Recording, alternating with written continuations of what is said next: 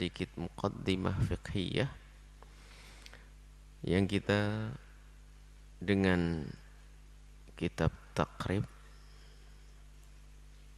karangan Imam Abi Suja, dan kita masih di dalam pembahasan sujud sahwi. Sujud sahwi, ada sebab-sebab sujud sahwi. Kemarin sudah kita sebutkan. Di antaranya sebab sujud sahwi adalah meninggalkan ba'dan min ab'adis sholati, sunat ab'ad, tidak kunut dan tidak tasyahud awal. Itu sudah pada pertemuan yang lalu. Sekarang kelanjutannya yang kedua adalah sebab sujud sahwi. Yang kedua adalah ragu tentang bilangan rakaat yang telah ia lakukan.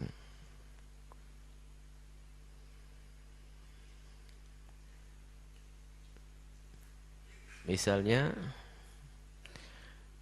di rakaat yang ketiga dia ragu apakah dia yang ketiga atau yang keempat. Sholat duhur ini ketiga atau keempat. Jika kita ragu dalam satu sholat apakah ini rakaat ketiga atau keempat, maka hendaknya yang kita pilih adalah yang sedikit. Maka kita anggap 3 lalu ditambah 1. Kita anggap 3 ditambah 1. Sama, ini rakaat yang kedua atau ketiga. Sholat maghrib. Jadi kedua ditambah 1. Nah, tambahannya itulah kemungkinan sekali itu adalah tambahan yang sesungguhnya. Kalau disengaja batal, cuman kita kan dalam keadaan ragu. Maka bagi siapapun yang melakukan sholat seperti ini disunnahkan setelah itu sujud syahwi. Orang mungkin saja lupa menghitung rakaatnya. Ini rakaat keberapa sih? Ambil yang sedikit, tambah lagi. Kemudian setelah itu sujud syahwi. Kemudian yang ketiga adalah melakukan sesuatu yang jika disengaja batal, jika tidak sengaja tidak batal. Dan dia melakukan dengan tidak sengaja.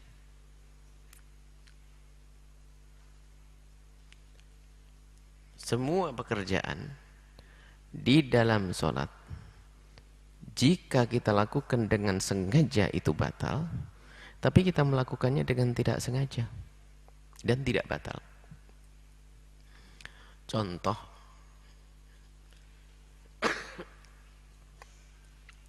makmum masbuk ini yang banyak terjadi. Makmum masbuk itu kan seharusnya ya setelah imam itu assalamualaikum dia nambah 1 berdiri. Cuman saking khusyuknya ini santri ikut salam dengan imam. Setelah ikut salam dengan imam, setelah beberapa detik kemudian baru sadar, kurang 1. Nambahlah 1 rakaat lagi. Maka salamnya tadi itu kalau disengaja dia sadar batal. Cuman dia melakukannya dengan tidak sadar maka tidak batal. Disunnahkan sujud syahwi. Disunnahkan sujud syahwi. Begitu juga kerjaan-kerjaan yang lainnya. Yang jika disengaja batal, kalau tidak tidak batal maka saat itu disunnahkan untuk sujud sahwi. Kemudian yang keempat adalah memindah rukun di dalam sholat.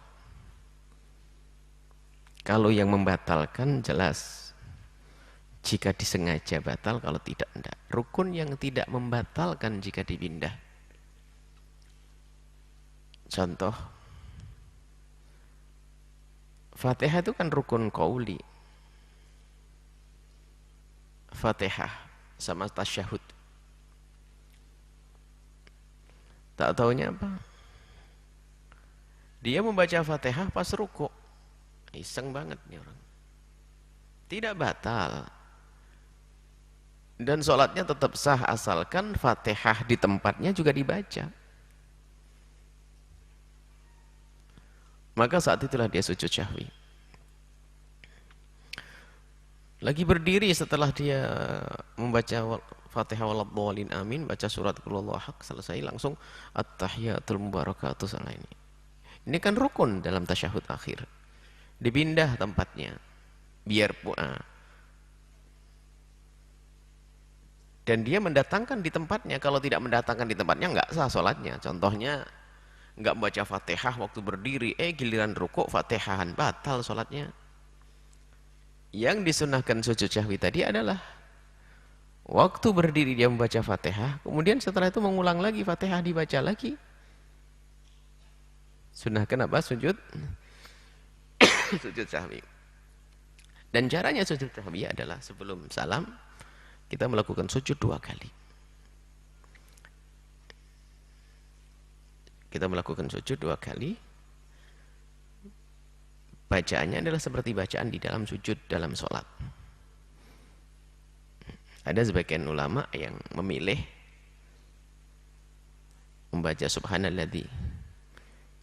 Ini subhanalladzi maha suci zat yang la yashu wala ini yanam wala yashu. Itu memang bukan, itu sesuai saja maknanya. Maknanya sesuai. Maknanya sesuai karena kan kita lagi lupa dan lalai. Akan tetap kalau membaca itu juga sah, tapi anjuran, tapi tasbihnya seperti tasbih di dalam sujud seperti itu.